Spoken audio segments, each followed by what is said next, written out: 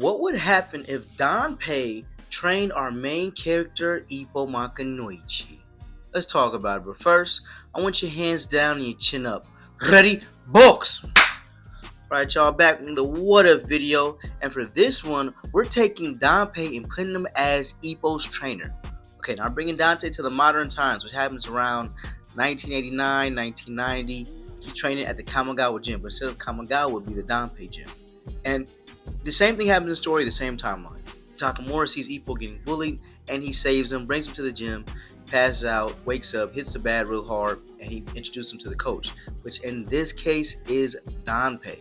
Now, Danpei will initially not be as dismissive as Kamigawa was. Remember, Kamigawa wasn't really feeling IPPO being a boxer. He even tried to make him train with Takamura at one point to see how harsh boxing training really is and actually make him quit. Danpei wouldn't do that. He'd be happy to have another rising star as well as Takamura, because you always know he wanted to be a great boxing trainer, like he once was before he fell into alcoholism. So, he would train IPPO and keep him up and keep him going.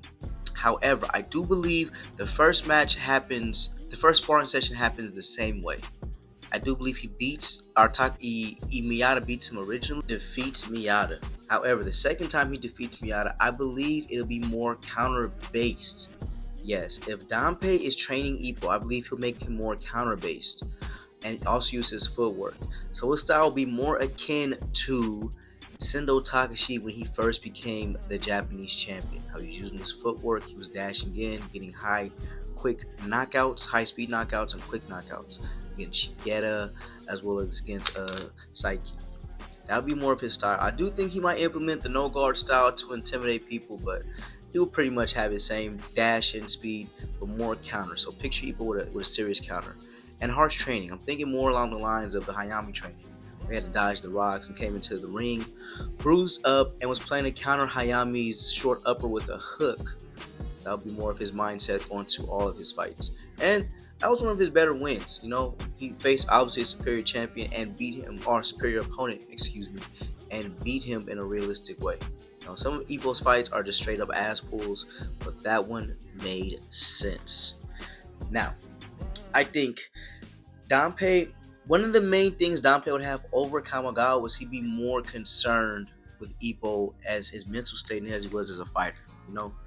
Because fights-wise, I see him, the fights generally going the same, keeping pretty much the same record, still getting the knockouts, but now they'd be more like hook or uppercut-based counters as opposed to just regular hooks or uppercuts. So, but I don't see him changing too much in the short term, because if you think about it, IPPO kind of had the basics going in and used basics, his natural strength, and he gained his fight IQ from every battle. You know, he's always quick on his feet, he's always adaptable, and I do believe that getting trained by Dante will keep that adaptability. I don't think he'll lose it, because think about Joe's adaptable too. One of the best adaptabilities he had was when he fought against Carlos Rivera, who took away his kangaroo punch by making the ring in the iron bars. He pretty much sat on the bottom ropes and jumped up and bang and knocked him out.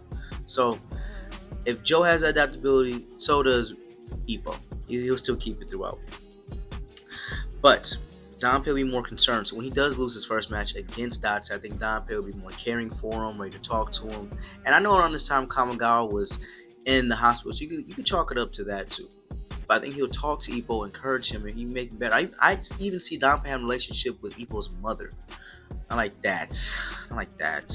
Hardy fucking hard. But a relationship in that she talks to her, let her know what her son is doing, how he's progressing, even encourage her to come to some matches, and that she wants him to come back home safe, and how he has a rival out there, which I'm sure will inspire Dante as well, make his fighter better and to defeat him. But I can even see Danpei working at the fishing boat to help out, you know, doing both. Working out with him, training him, and working for him. That would actually be a good dynamic, very shonen-esque, as always with his trainer and things like that.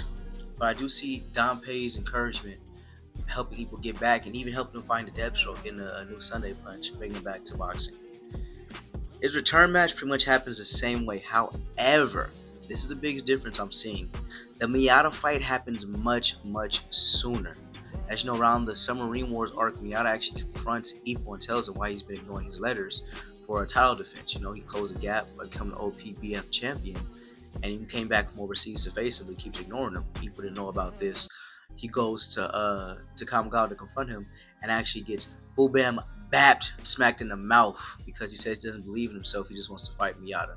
And I thought this was a funny moment, but it was also very telling that Kamigawa doesn't really respect his fighter. He doesn't care about his needs, what he wants. IPPO has generally said, I only want to fight Miyata. It's been his goal the whole time. He doesn't care to be world champion. He doesn't want to be the strongest in Japan. None of that matters to him. He doesn't know what it means to be strong. He attaches that meaning to Miyata.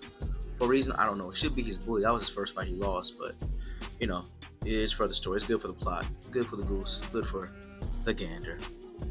However, when it came to Danpei, I think he would let IPPO fight Miyata. He wouldn't hold him back. He wouldn't stress him out because he knows that's what his fighter really wants to do. He takes concern for his fighter. He wouldn't really care about putting too much of his desires on him. Because at this point, if we keep in the same track, Danpei would have been drinking less. He would have been working more. And he would have been less selfish. Like, he just want to make Joe a fighter.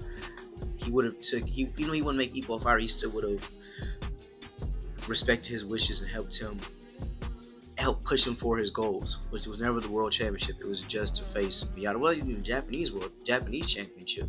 That was the road he was on. He ended up meeting rivals along the way. Someone gave him a shot, so he had to take it. But that being said, that means that his title defense is in around the fifth one. So he's going either 17-1 or 18-1.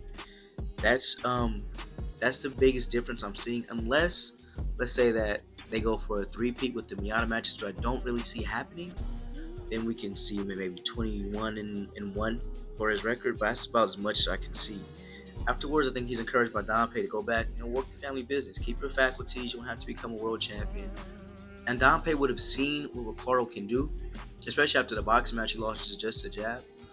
He would have seen what Ricardo can do and be like, I don't want that for my fighter. My fighter can't beat him. He might end up worse for the wear. He might end up permanently damaged. I don't want that for him. So he wouldn't push people to fight Ricardo, which, shonen standards, it does seem kind of boring, anticlimactic. Well, in real life boxing, fighters are avoided and they're boogeymans for a reason. So I wouldn't be too mad at this had it gone out that way, especially if the way that Morikawa writes it, we had pushed it so that Sendo faces Ricardo and then IPPO faces Miyata, and then they maybe one wins, one loses, whatever have you. And it's always a what if they fought again. That'd be cool for the fan. At least for me, I'll be okay for me because I never really see a vibe way for IPPO to beat Ricardo. He does have an anti-Ricardo strategy, which I'll get into in a different video.